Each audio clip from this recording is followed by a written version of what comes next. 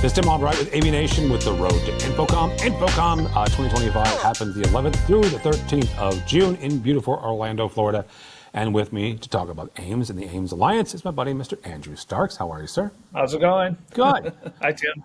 So we've actually hung out with you quite a few times this year. And, you know, when we talked back in February, you know, we were talking about the Alliance and talking about the number of folks that you've got signed on to it. I mean, you guys have a wall. If you go to the booth, 3089 is the booth number. You guys will have a wall of the number of companies that have signed on to the AIMS Alliance. So this time around in InfoComm in June, what will we find and what will we discover in the AIMS Alliance booth?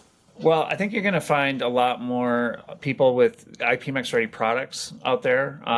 We have a number of video wall manufacturers that you know, that have come forward, camera manufacturers. I don't want to mention names here because I don't know like which ones want to have their own press releases and things of that nature. But that's coming. Also, we've made a lot of progress with training.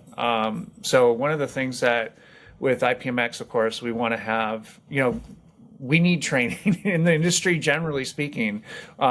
There's of course AV over IP training, but it's typically around, you know, some kind of proprietary standard.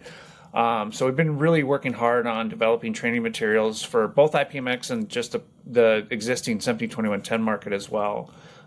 So I expect we'll have some you know, some training going on, and we'll have some announcements or some news about that.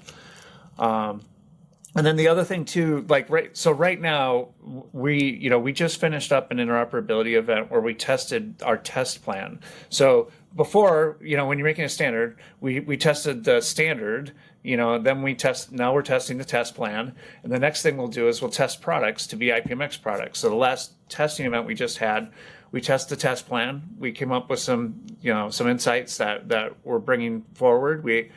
And then next we have that definition document that basically tells somebody, okay, how do I properly use the IPMX logo on products? So I think, you know, at InfoComm, that whole story, the how do I build an interoperable product, everything about profiles, all of that will be settled. And I think people will start to get a really clear picture of the final path to IPMX. So how important is it on the video wall for folks? And I'm not going to ask you to name names, but, you know, from an encoder and decoder side, right? You've got folks that gives on ramps from analog video, right, or you know, digital video, getting it into an IPMX stream, and then a decoder comes out, you know, and it feeds into a projector, feeds into a display. But the video wall is interesting to me. So how important is it that you have video wall manufacturers getting on board? Well, I think it's really important. I think, you know, they really were the first ones to kind of pick up SMPTE 2110 outside of the broadcast world because they had a really strict requirement for synchronicity. So basically, in a lot of use cases, when you're shooting somebody who's in front of a video wall, you need that video wall to be in sync with the camera. And the synchronization requirements are really, really tight. So SMPTE 2110 got picked up, but another thing about video walls is you use them everywhere, right? So not just like, you know, virtual sets, but you're also using them in like digital signage scenarios and IMEG scenarios. So they're handling a lot of content that is coming from asynchronous sources like laptops, but also 444 RGB, not only for, you know, desktop content, but also for just you're blowing up a picture that big and you want to have the full color space on the screen.